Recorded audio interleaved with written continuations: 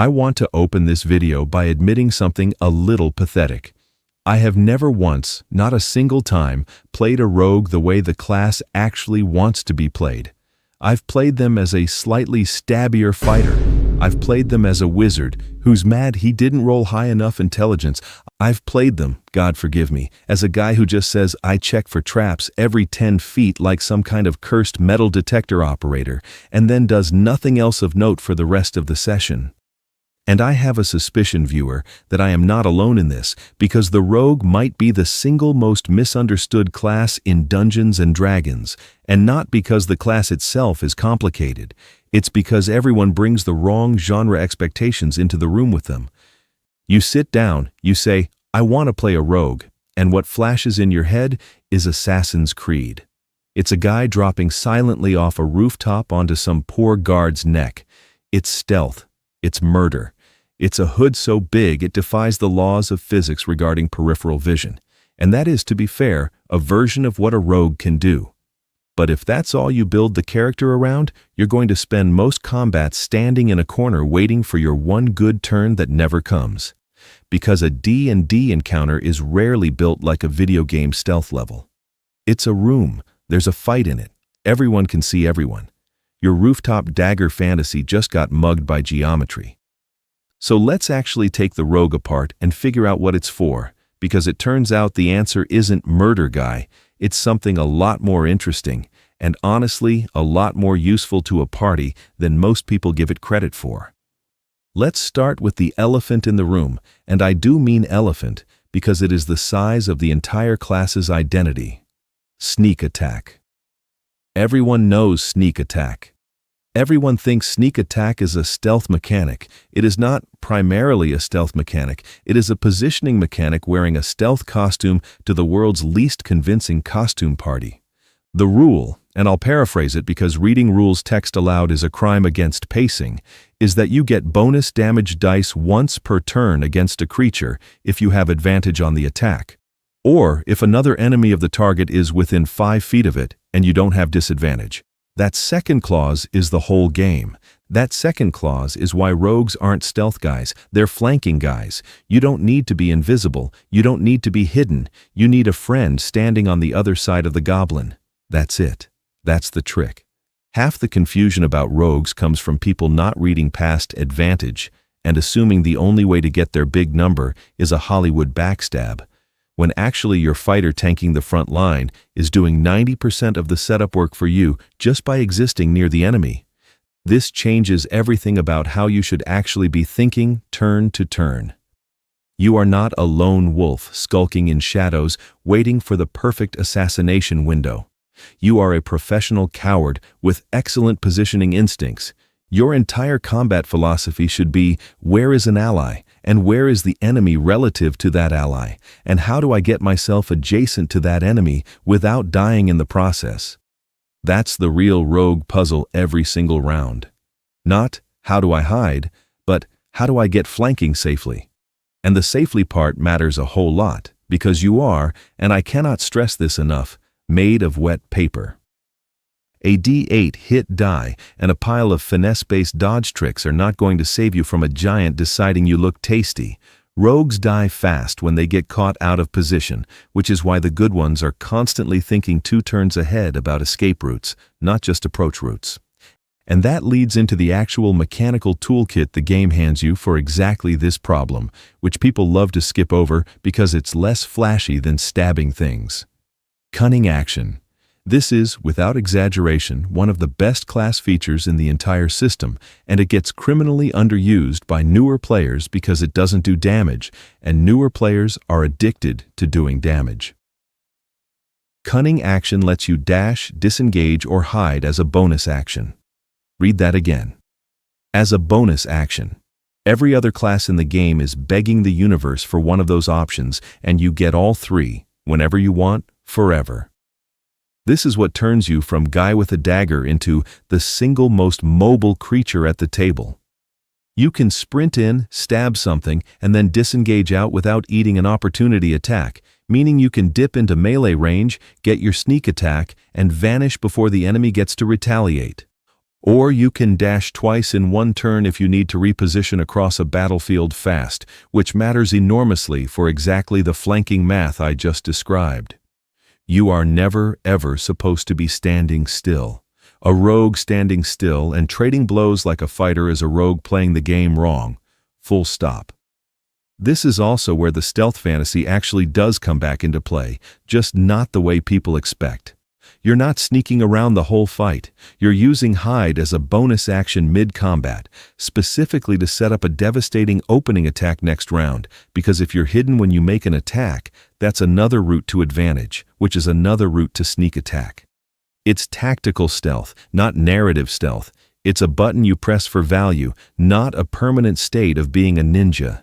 The class wants you thinking like a boxer circling for an opening, constantly repositioning, constantly threatening from a new angle, not like a sniper lying in one bush for 6 hours.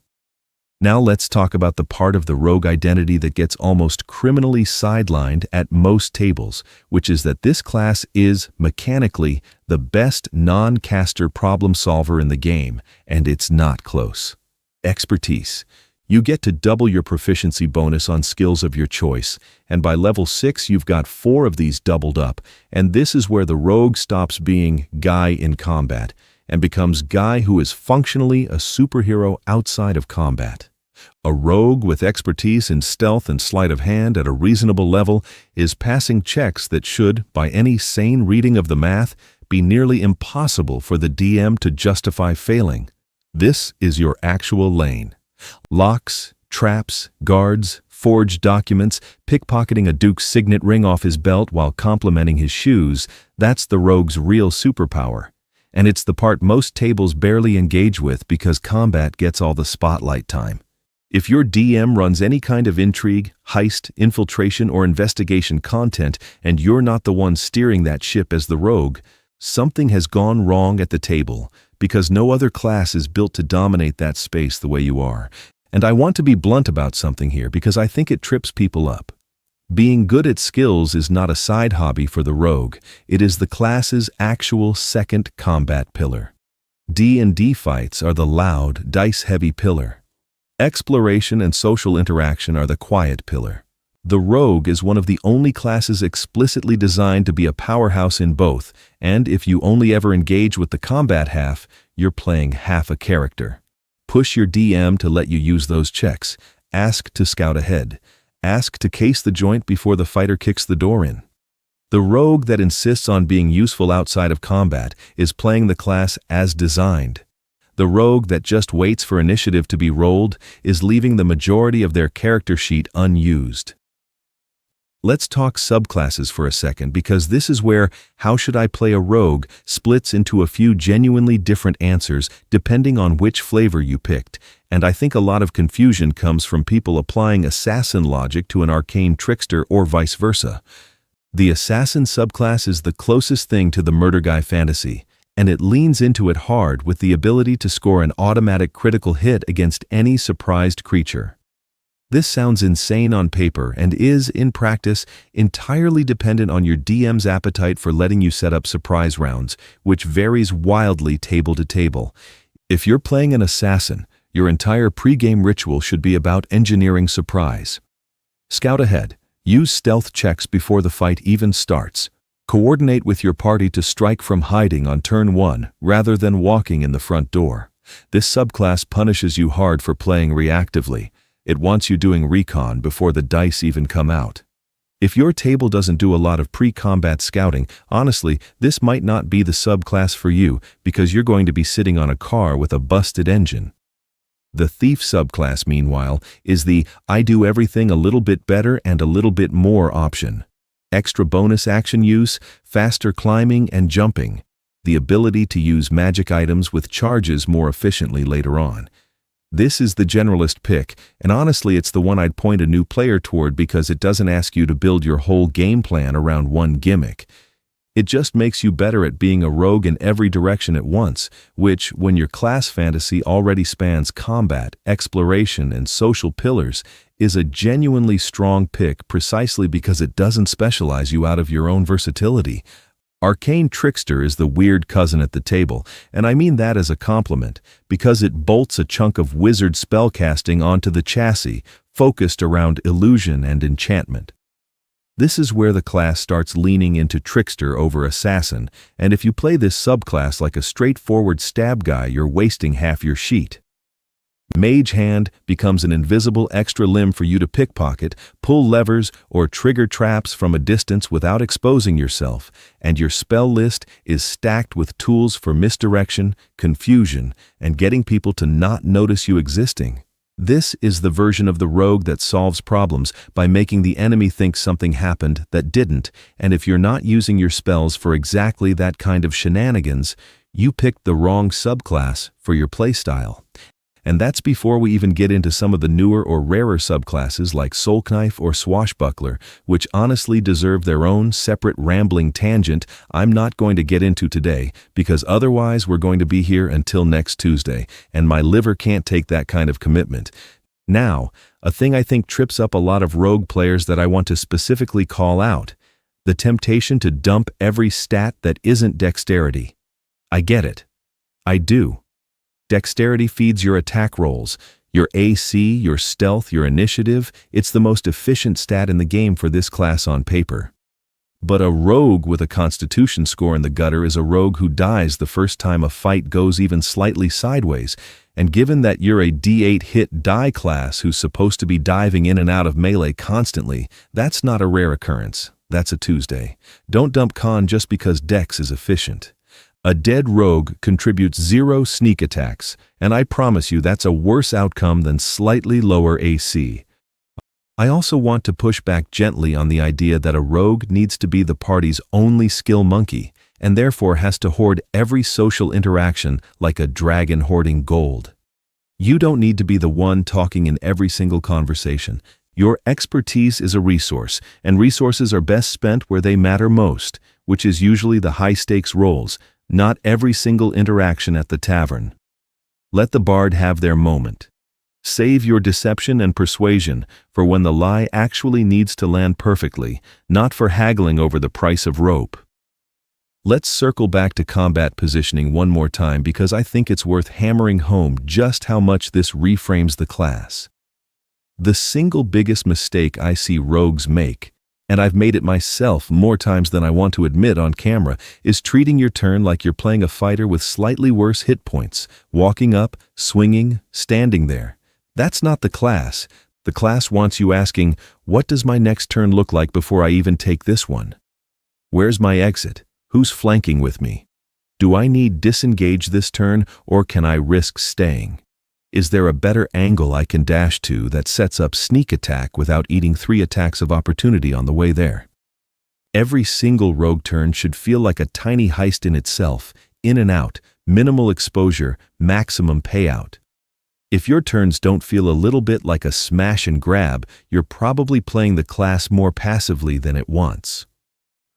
One more mechanical gem worth dragging into the light: reliable talent, which comes online around level 11 and quietly turns you into one of the most consistent characters in the entire game, since any D20 roll below an 8 on a skill you're proficient in just gets treated as an 8.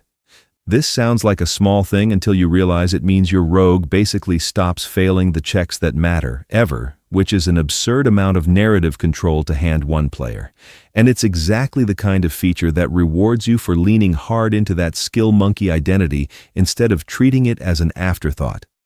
So if I had to boil down how should a rogue actually be played into one coherent piece of advice, it's this: stop thinking of yourself as a stealth murderer and start thinking of yourself as the party's mobile, opportunistic problem solver, someone who's constantly repositioning in combat to set up cheap, safe damage through teamwork rather than solo heroics, and who's constantly volunteering to be the one who picks the lock, reads the room, or cases the joint outside of combat.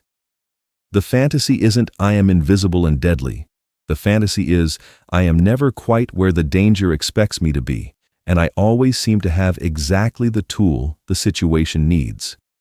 That's a much cooler character than a guy in a hood who occasionally gets one good backstab in before getting punted across the room by an ogre, and it's the version of the class that actually survives to level 20.